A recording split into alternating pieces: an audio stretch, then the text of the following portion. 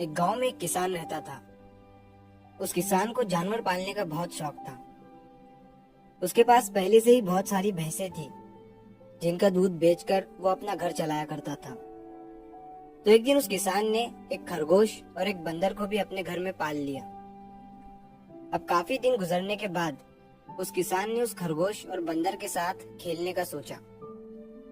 उस किसान ने अपने खेत में बहुत सारे छोटे छोटे गड्ढे कर दिए और फिर उन गड्ढों पर मिट्टी डालकर उन गड्ढों को बंद कर दिया और किसी एक गड्ढे में उस किसान ने एक गाजर को छुपा दिया। अब उस किसान ने खरगोश और बंदर को उस गाजर को ढूंढने के लिए कहा। खरगोश बहुत ही कॉन्फिडेंट था और उसे अपने आप पर बहुत विश्वास था। उसने एक एक गड्ढे को खोदना शुरू किया और गाजर ढूंढने लगा। लेकिन बंदर जो था वो बहुत ही नेगेटिव और आलसी था। उसने सोचा कि खेत में इतने सारे गड्ढे हैं और वो गाजर किसी एक गड्ढे में है, इतना कौन ढूंढेगा। वो बंदर ये सोचकर एक गड्ढे के ऊपर जाकर सो गया। अब उधर खरगोश अपनी पूरी मेहनत से गाजर ढूंढ रहा था।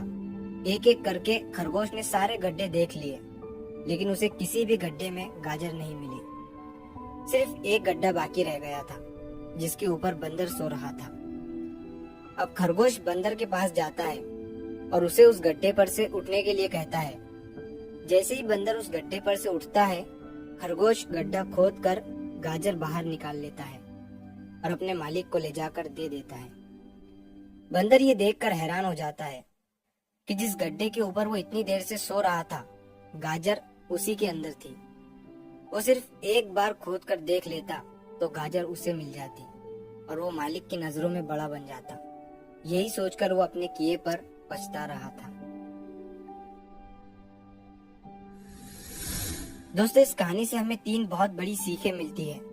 पहली ये है कि हमें कभी भी अपने काम के प्रति नेगेटिव नहीं सोचना चाहिए। जैसे उस बंदर ने सोचा कि इतने सारे गड्ढे हैं और गाजर किस गड्ढे में है पता नहीं। यही सोचकर उसने उस काम को अपने लिए बड़ा बना दिया। और दूसरी सीख हमें इस कहानी से ये मिलती है कि हमें एटलीस्ट कोशिश भी तो करनी चाहिए, क्योंकि हम जब तक कोशिश नहीं करेंगे, किस्मत भी हमारा साथ नहीं देंगी। अगर वो बंदर जिस गड्ढे पर सोया हुआ था वहां से ही गाजर को ढूंढना शुरू करता तो उसे गाजर मिल जाती, लेकिन उसने कोशिश ही नहीं किया। और तीसरी सीख हमें इस कहानी से ये मिलती है कि हमें जल्दी हार नहीं माननी चाहिए। अब हमें नहीं पता कि हमें अपने काम में कौन से साल में कामयाबी मिलेंगी। वो 2025 हो सकता है, 2030 हो सकता है या 2032 भी हो सकता है, लेकिन हमें कामयाबी तभी मिलेंगी